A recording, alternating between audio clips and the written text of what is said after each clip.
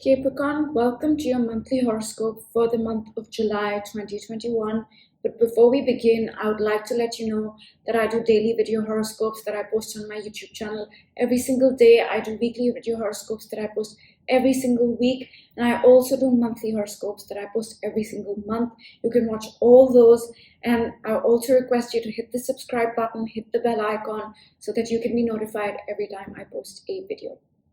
Okay, that being said, Capricorn, as we enter the month of July, we are entering with a lot of retrograde energy. We have Pluto in retrograde, Saturn in retrograde, Jupiter in retrograde, and Neptune in retrograde, which means July is a month where we begin to reap the rewards for the work that we have put in the past. It's also a slower moving month with so many planets in retrograde.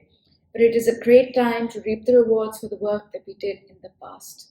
And with Neptune retrograde, it's also a time where we will have more clarity about things. So let's talk about the month of July. And in the month of July, the first important event happens on July 9th, and that is the new moon in Cancer. As you can see on the chart, it's happening in your 7th house. And Capricorn, the 7th house is one of the more important houses in astrology. It is the house of the others. It's the house of your marriage, of your relationships, of your business partnerships, of your legal issues. And with the new moon there, which signifies a new beginning, there is a new beginning for you when it comes to your relationships, your marriage, your business partnerships, and legal issues. And Capricorn, I do want to mention that this new moon in Cancer is different than it has been in the past 2 to 3 years. So we have a new moon, at least one new moon in Cancer every year. And usually it's one, unless it's a special year. So let's say we have one new moon in Cancer every year. But for the past 2 to 3 years, every time there was a new moon in Cancer, which happens in your 7th house because Cancer is your 7th house, Capricorn, the beginning that you tried to make when it came to your relationships, marriage, business partnerships, legal issues felt difficult, felt challenging, felt like it required a lot of work and didn't come quite naturally. There might have been delays, there might have been a lot of work put in without the rewards. And that is because Saturn, right here, it's in Aquarius right now, Capricorn, but it was in your sign. It was in your sign, opposing your house of others. And this was from this 2017 December to 2020 December. And Capricorn, since Saturn was in your sign between 2017 and 2020 in your first house, it meant the past 3 years were very challenging, required a lot of growth, required a lot of effort on your part, hard work, because Saturn, it was in your sign and it was opposing your house of marriage, relationships as well, which meant the new beginning which comes with the new moon in Cancer. For you, that beginning is in your relationships, is in your marriage, is in your business partnerships and legal issues felt difficult. And now Saturn has moved on and it's in your 2nd house. It's left your sign, it's in Aquarius. So this is an easier energy for you, Capricorn. So that's happening on July 9th. And moving on July 11th, we have Mercury entering your 7th house. Now, Mercury is our mind, it's our mental energy, it's how we communicate, it's our communication as well. So when Mercury enters a particular house, our mental energy, our focus, our communication is all about that area. And for you, that is your marriage, that is your relationship with others, that is your business partnerships and legal issues. So a lot of mental energy for the next 2 weeks, starting on July 11th, will be focused in this area of your life. And then moving on to July 15th, Capricorn, we have Chiron going retrograde. Chiron has been transiting your 4th house, and Chiron is a slow-moving energy, which means that it spends a lot of time in a particular house. Okay? So for you, that's your 4th house. And Chiron is our deepest wound, and it's also how we heal. So Chiron has been healing you. Before we get into that, the healing that comes with Chiron is bittersweet. It heals us by wounding us more, by digging our wounds a little bit deeper, until we reach a point where we say, hey, it doesn't bother me anymore. This thing, I'm healed. It doesn't bother me anymore. So that's how Chiron works. And it's been transiting your 4th house, meaning it's been healing in a bittersweet way your deepest emotions, your foundations, your roots, where you come from, your family, your home. That's the area that Chiron has been working on. And when Chiron goes retrograde, the bittersweetness, the active wounding that comes when Chiron is direct eases off. Now you've healed. Now you've healed. Now is the time to reprocess that healing. Now is the time to fully imbibe that healing. And that's happened in your deepest emotions, your home, your family, your foundation, your roots, where you come from. That's July 15th. Now moving on to July 21st, Capricorn, we have Venus changing signs, right? That's what happens on, yes. So Venus right here, it's going to enter your 9th house. And in the next 20-25 days, as Venus moves through your 9th house, it is going to make you more receptive to and bless you, give you gifts connected to higher education, foreign travel, your belief system, wisdom, adventure, knowledge, and publishing, if that applies to you. That's what Venus is going to do for the next 20-25 days. That's the area where you will see, you'll feel lucky. I don't want to use the word lucky, but blessings will come, gifts will come, you'll be more receptive and open to these areas that I just mentioned. And then on July 22nd, Capricorn, the Sun is going to enter your 8th house, okay? And your 8th house, wherever the Sun is, that area of our life is illuminated, is brought to light, is the focus for the next 30 days.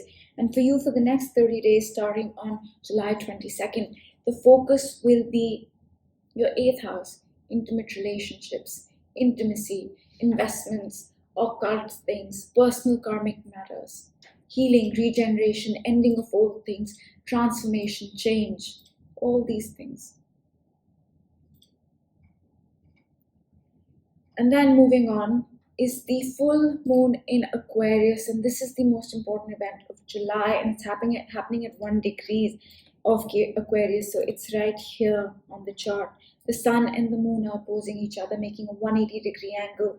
And since the Sun is our consciousness and the Moon is our emotions, and they're in opposition, this energy feels intense. But full moons are the brightest night of the month, and they bring clarity. You can see things clearly. Things culminate on full moons, complete themselves. It's also a point of emotional release. And what are you culminating, completing, releasing, seeing clearly?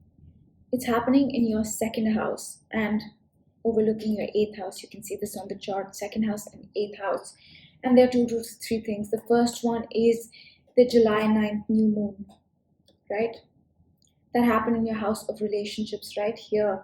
You're seeing that beginning clearly. You're seeing, oh yeah, that's what I began on July 9th. So that's the first thing, which is connected to your relationships, marriage, business partnerships, and legal issues. The second thing goes back to Feb 11th. On Feb 11th, we had a new moon in Aquarius, and that new moon in Aquarius was in your 2nd house, Capricorn. 1 second, let me clean up the chart so that you can see clearly.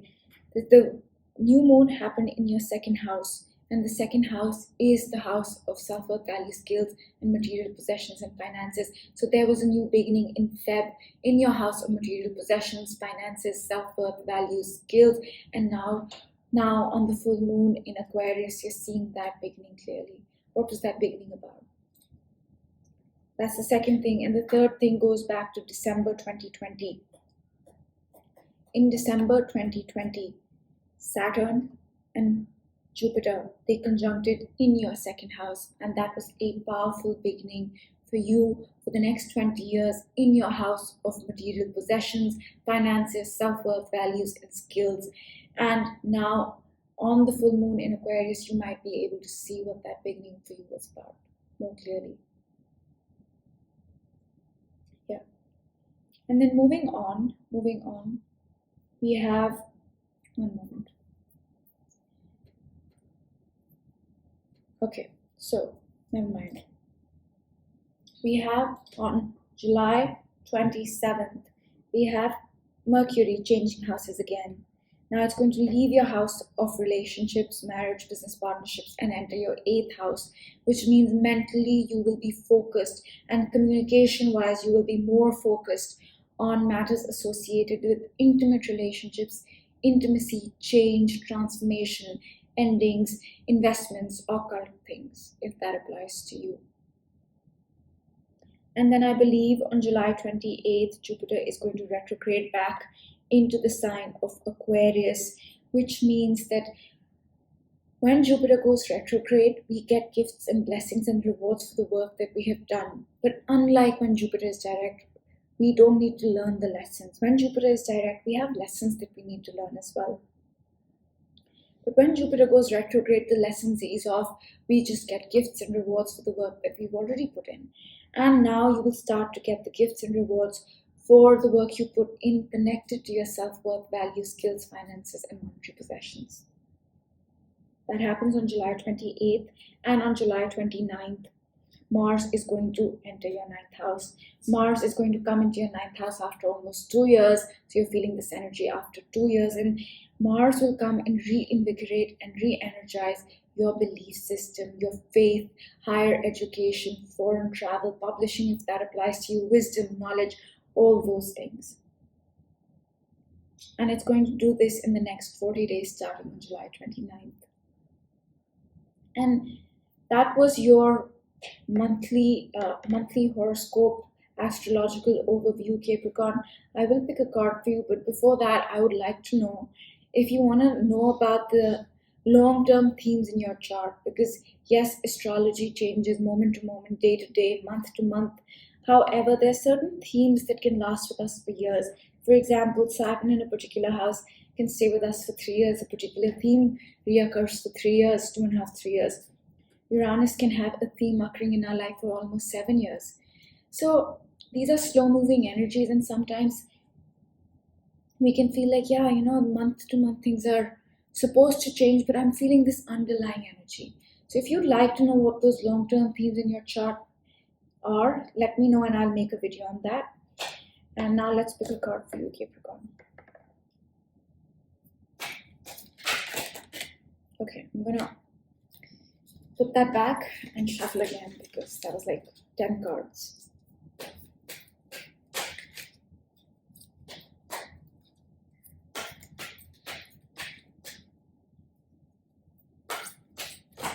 Okay.